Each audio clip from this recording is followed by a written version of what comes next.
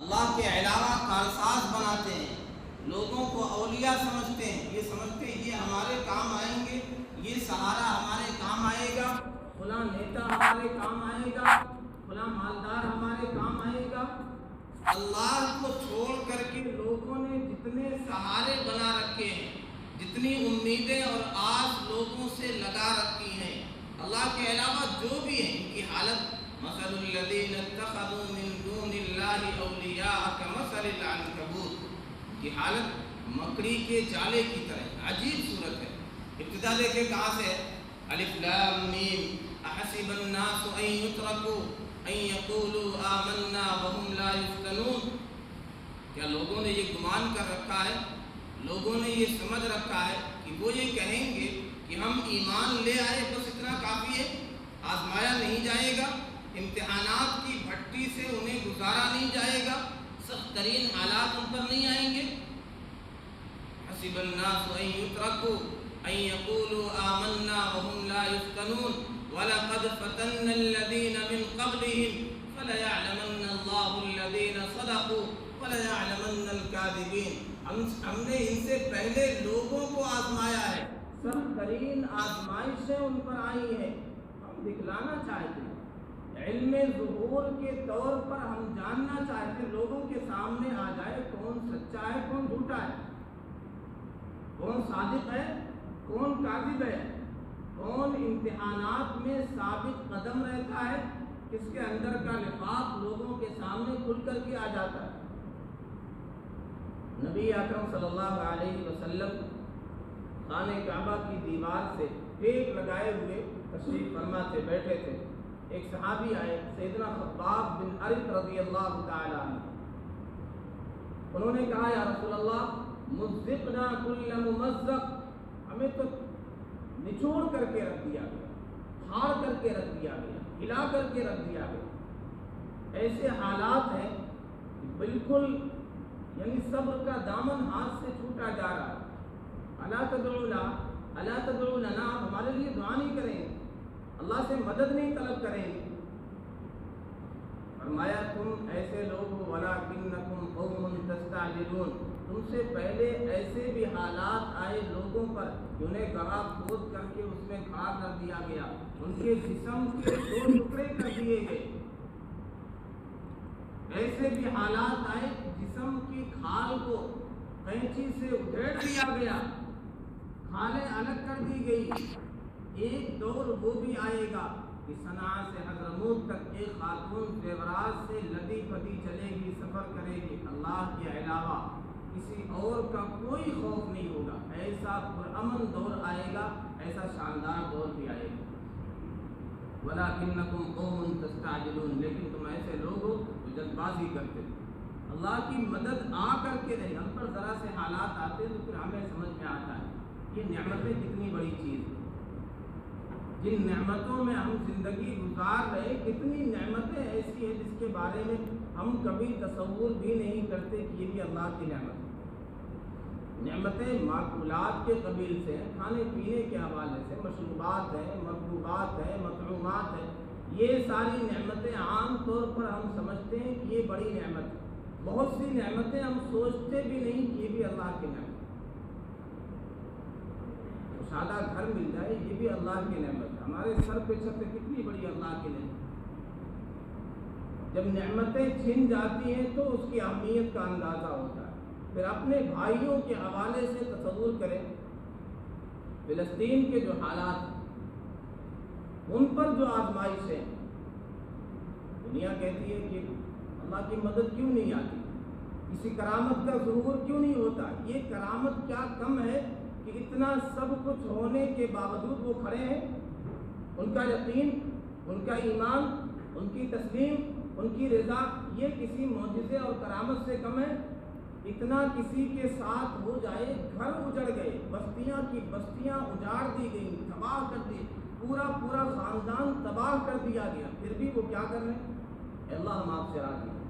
ان کی تسلیم و رضا، ان کا یقین، یہ ایمانی کیفیت، اس پر برقرار رہنا، اللہ کے فیصلے پر راضی رہنا، یہ کیا کم معجزہ ہے؟ یہ کوئی معمولی کرامت ہے؟ آسان بات ہے؟ سے حالات آئیں آدمی ڈاواڈول ہونے لگتا ہے۔ یہاں اتنا سب کچھ ہونے کے باوجود سوچے کیسے ان کی زندگی گزر رہی، کیسے وہ کہاں ان کی شب گزرتی، کیسے ان کی شامیں ہوتی ہے۔ ہم تو مست ہیں، مگن ہیں، کھاتے پیتے رہتے ہیں، ہمیں اپنی بریانی اور کباب کے علاوہ کسی چیز کی پرواہ نہیں ہوتی ہے۔ ہمیں جو بھائی بنایا گیا تھا، ایک توحید کی لڑی میں پرویا گیا تھا کہ تم نے کلمہ پڑھ لیا تو تمہارے بھائی کا درد وہ کہیں بھی ہے تمہارا اپنا درد ہونا چاہیے۔ ہم یہ سمجھتے ہیں کہ ہم نے عید پر بقرعید پر 1 کلو سوئی دے دی، کسی کو 2 کلو آٹا دے دیا، 1 جوڑی کپڑا دے دیا، بہت بڑا کام کر رہے ہیں۔ ٹھیک ہے، یہ بھی آپ نے 1 ذرہ بھی کسی کو دے دیا وہ ٹھیک ہے، خیر کا کام تو آپ کو ملے گا اس کا بدلہ ثواب۔ لیکن جو ایک بھائی کہا گیا ہے، جو ایک لڑی میں پرویا گیا ہے، جس طرح اپنے بھائی کے درد کو محسوس کرنا چاہیے، کیا ہم کر رہے ہیں؟ ایک بات کان کھول کر سن لیں، کسی دانا نے کہا ہے الحقیقت المرہ، الحقیقت المرہ افضل الف مرہ من وہم مریح، الحقیقت المرہ افضل الف مرہ من وہم مریح۔ کسی وہم میں جیتے رہنا جس سے آدمی مست رہے، مگن رہے، غافل رہے، آرام میں رہے، اس سے 1000 درجہ بہتر یہ ہے کہ تلخ حقیقت اس کے سامنے آ جائے۔ مگن ہے، خواب خرگوش میں سو رہے ہیں، احمقوں کی جنت میں پڑے ہوئے ہیں، ہمارے ساتھ کچھ نہیں ہوگا، ہمارے کاغذات ٹھیک نہیں، ہمارے ساتھ کچھ نہیں ہوگا، کیا ہو جائے؟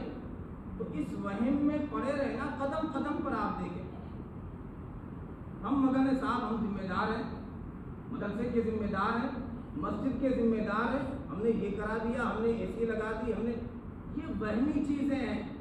کسی بے جان چیز کو یہاں سے اٹھا کر وہاں رکھ دینا، یہ اسے نظم نہیں کہتے ہیں، اسے مینجمنٹ نہیں کہتے ہیں، یہ کمال کی چیز نہیں ہے۔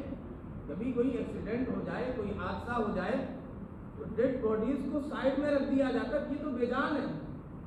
جو ابھی جن کے ہاتھ پاؤں ٹوٹ گئے ہیں، جن کے جسموں سے بلڈ بہ رہا ہے، جو زخمی ہو گئے ہیں، جو وونڈڈ ہیں، پہلے انہیں ان کی دیکھ ریکھ کی جاتی ہے۔ اب یہ تو جا چکے ہیں، بے جان ہیں۔ ہماری حالت یہ ہے کہ بے جان چیزوں پر محنت کرتے ہیں، تو مگن ہے کہ ہم بڑا کام کر رہے ہیں، ہم نے لائٹ لگا دی ہے، ہم نے اے سی لگا دی ہے، ہم نے ٹوائلٹ کو یہ کرا دیا ہے، اسی میں مگن ہے، ہم نے یہ بڑا کام کر دیا۔ آس پاس نہیں دیکھتے کیا صورتحال ہے، ہمیں کیا کرنا چاہیے، ہم کیا کچھ کر سکتے ہیں۔ یاد رکھیں حالات آتے رہیں گے، لیکن یہ کوئی بھی اس وہم میں احمقوں کی جنت میں نہ رہے۔ آنکھیں کھول لے، کبوتر کیا سمجھتی ہے جب بلی حملہ کرتی ہے؟ سمجھتی میں نے آنکھیں بند کر لی بس بچ جاؤں گی۔ یہی حالت آج ہم مسلمانوں کی آنکھیں بند کر کے ہم سمجھتے ہیں بچ گئے ہیں، خطرہ ہم سے ٹل گیا۔ آنکھیں بند کر لینے سے، آنکھیں موند لینے سے، احمقوں کی جنت میں رہنے سے، آرام دہ وہم میں رہنے سے خطرہ کبھی ٹلتا نہیں۔ الحقیقت المرہ افضل الف مرہ من وہم مریح۔ کیا شاندار بات، کیا حکمت بھری بات۔ ہم سب دیکھ لیں ہمارے ساتھ، ہمارے بھائیوں کے ساتھ کیسے حالات ہیں۔ کیا ایسا تو نہیں کہ ہم بھی احمقوں کی جنت میں سو رہے ہیں، کچھ نہیں ہوگا، ہماری ساری چیزیں ٹھیک ہیں، ہمارے کاغذات ٹھیک ہیں، ہمارے ڈاکومنٹ ٹھیک ہیں، ہمارے ساتھ کچھ نہیں ہو سکتا ہے، بس مست ہے، عیش پرستی ہے، کاہلی ہے، سستی ہے، حماقت ہے، مگن ہے، بس کسی چیز کی کوئی پرواہ نہیں۔ فرمایا تمہارے ساتھ حالات آئیں گے اور یاد رکھو یہ احمقوں کی جنت میں رہنا چھوڑ دو، تمہارے ساتھ یہ کام آئے گا، فلاں صاحب کام آئیں گے، فلاں نیتا کام آئیں گے، فلاں پارٹی کام آئے گی۔ یہ سارے سہارے اللہ کے علاوہ جتنے تم نے سہارے لگا رکھے ہیں، آس جو لگا رکھی ہے، امیدیں جو باندھ رکھی ہے، یہ ایک ایک کمزور ٹانکے ٹوٹ کر کے تمہارے سامنے رہیں گے۔ مثل الذین اتخذوا من دون اللہ اولیاء کمثل العنکبوت اتخذت بیتا۔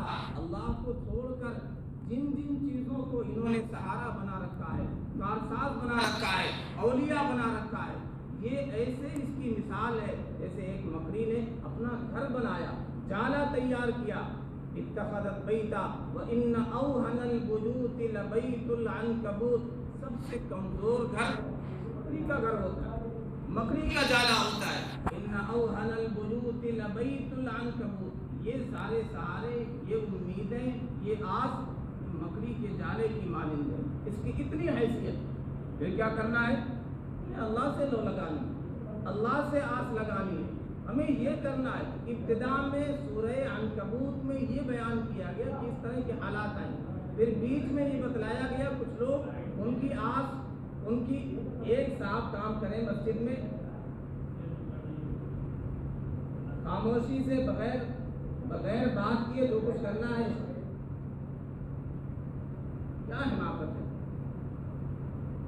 کچھ بھی ہوتا، کوئی صاحب وہاں سے یہاں آ جاتے ہیں، خطبہ ہوتا ہے سیدھے یہاں پہنچ جاتے ہیں، مسجد کا کچھ ادب ہوتا ہے، احترام ہوتا ہے، کچھ بھی کہنا اشارے سے بات کی جاتی مسجد میں، اشارے سے، لائٹ وہاں اشارہ کرتے کوئی اٹھ کے وہ کر دیں گے۔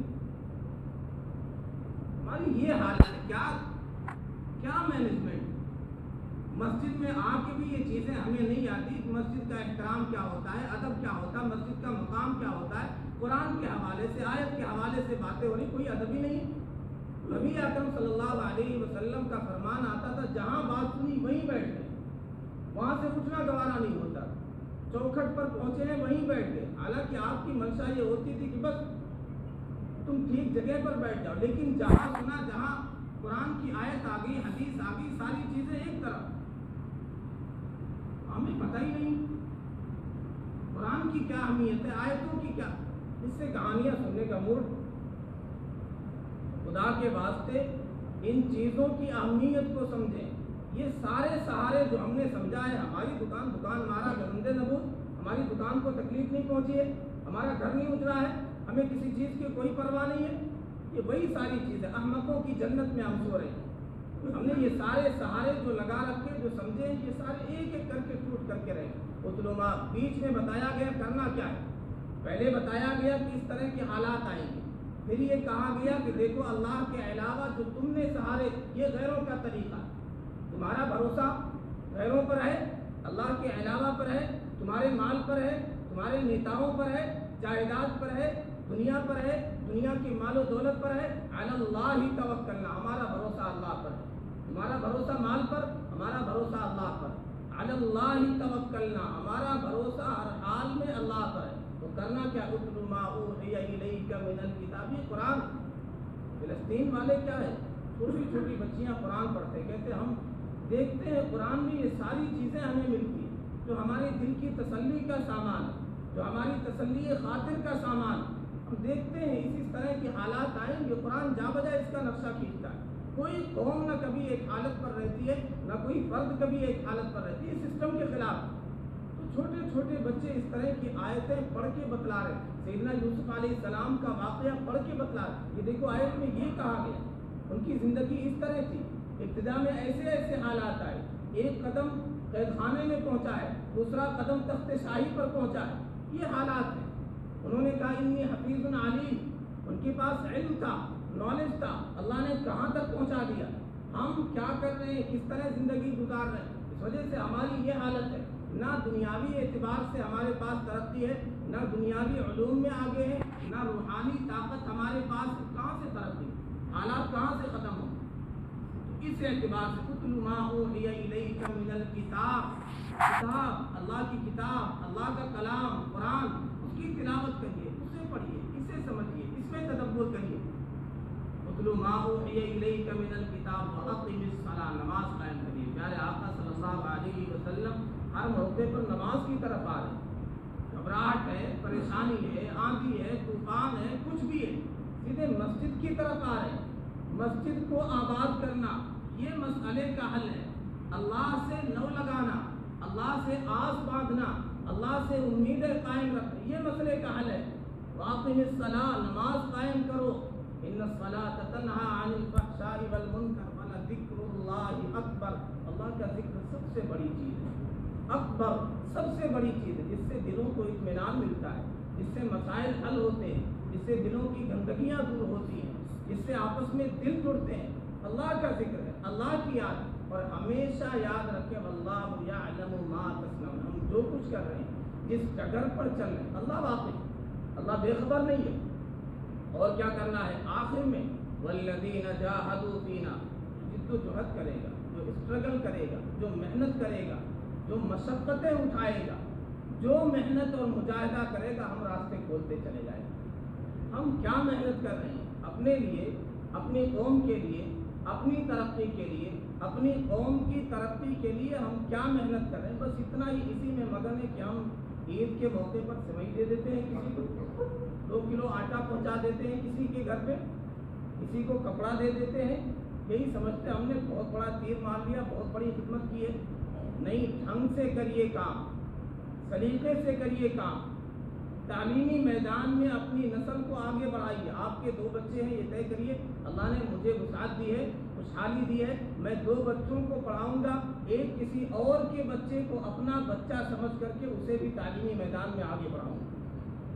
مال کی قلت کی وجہ سے تعلیمی میدان میں پیچھے رہ جائے میری قوم کا کوئی بچہ، میں ایسا نہیں ہونے دوں۔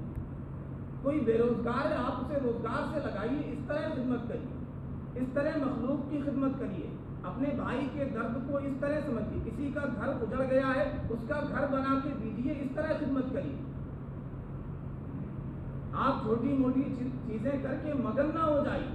تعلیمی میدان میں خاص طور پہ دنیاوی تعلیم ہے، دینی تعلیم ہے، یعنی 2 ہی چیزیں ہیں ترقی کی، یا تو روحانیت انتہائی مضبوط ہو جائے، اللہ سے ہمارا تعلق انتہائی مضبوط ہو جائے، قوانین تبدیل ہوتے دیکھیں، جیسے انبیاء کے ساتھ، صحابہ کے ساتھ تھے، کہ قوانین تبدیل ہوتے دیکھ رہے ہیں، قدم قدم پر آگ نہیں جلا رہی ہے، پانی نہیں ڈبو رہا ہے، بادشاہ نے دست درازی کی کوشش کی، ہاتھ شل ہو گیا، تو قدم قدم پر چھری نہیں چل رہی ہے، قانون تبدیل ہو رہا ہے۔ اس کے لیے انتہائی روحانی قوت ہوئی، وہ بھی نہیں۔ دنیا میں ترقی کے لیے یا تو دنیاوی چیزیں، اسباب و وسائل، انہیں اختیار کرنا چاہیے۔ احمقوں کی جنت میں رہنے سے کچھ بھی نہیں ہوتا۔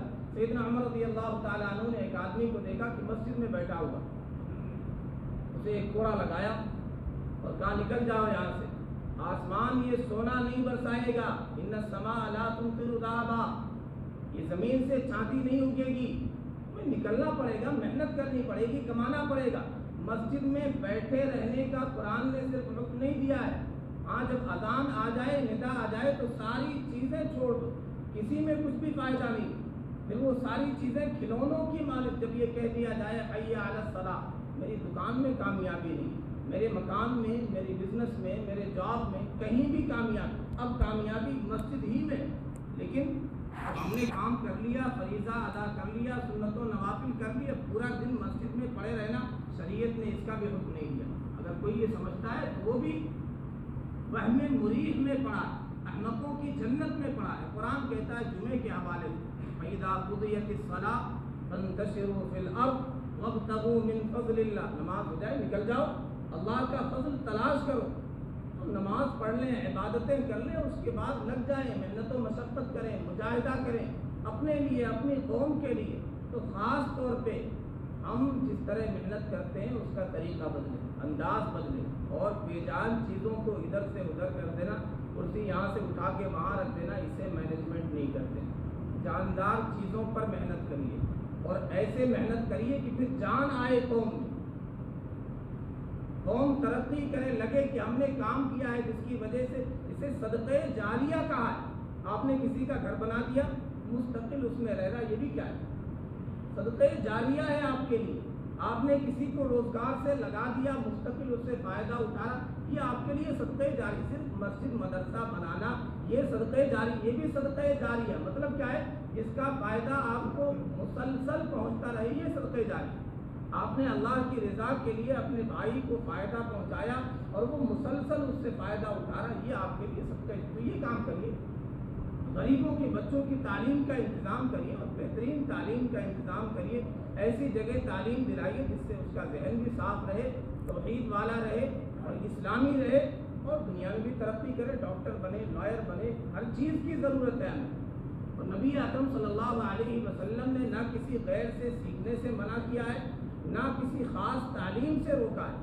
آپ نے دعا کی اللہم انی اسألک علما نافعا، علم نافع جس سے فائدہ پہنچے آپ کو، آپ کی قوم کو، آپ کے گھر بار کو، وہ ہمیں سیکھنا ہے، اسے حاصل کرنا ہے، کوئی بھی ہو جو ہمارے لیے مضر نہیں ہے، جو نافع۔ علم طب ہمارے لیے مفید ہے، انجینئر کی ہمیں ضرورت ہے، ڈاکٹر کی ہمیں ضرورت ہے، قانون داں کی ہمیں ضرورت ہے، یہ ساری چیزیں ہمارے لیے نافع علوم ہیں۔ نبی اکرم صلی اللہ علیہ وسلم نے امیہ ابن ابی سلط کی تعریف کی ہے اس کے علم کی وجہ سے، حالانکہ وہ مسلمان نہیں تھے۔ نبی اکرم صلی اللہ علیہ وسلم نے بدر کے قیدیوں کا فدیہ یہ رکھا ہے کہ مسلمانوں کو فلاں فلاں مسلمانوں کو، صحابہ کو تم تعلیم دو، فلاں چیز سکھلا دو، تمہاری لیے آزادی کا یہی آپ چاہتے تھے۔ مسلمانوں کی حالت انتہائی کمزور تھی، پیسے نہیں تھے، وسائل کی قلت تھی، آپ کہتے تھے کہ تمہیں اتنا اتنا فدیہ دینا ہے، لیکن آپ نے کہا نہیں، تم یہ کام، اس لیے کہ تعلیم کی اس کی مثال ایک نور اور لائٹ کی مانند ہے۔ کمرے میں تاریکی ہے، بہت سے خطرناک موذی جانور ہیں، سانپ ہیں، بچھو ہیں، تاریکی کی وجہ سے جیسے ہی لائٹ آئے گی وہ ساری چیزیں اپنے سوراخ میں چلی جائیں گی۔ اسی لیے زمانے جاہلیت کو ہزار برائیوں کے باوجود، زنا بھی ہے، چوری بھی ہے، ڈکیتی بھی ہے، خرافات ہے، کیا کچھ گناہ نہیں، لیکن کسی برائی سے منسوخ نہیں کیا گیا۔ کیا کہا گیا؟ ڈیز آف اگنورینس، جاہلیت کا دور ہے، جاہلیت کا زمانہ۔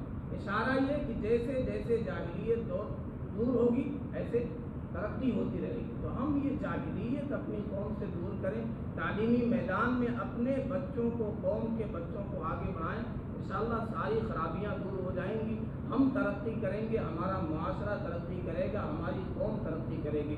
اللہ رب العزت والجلال ہمارے معاشرے کو، ہماری قوم کو صالح بنائے، ترقی یافتہ بنائے۔ وآخر دعوانا الحمدللہ۔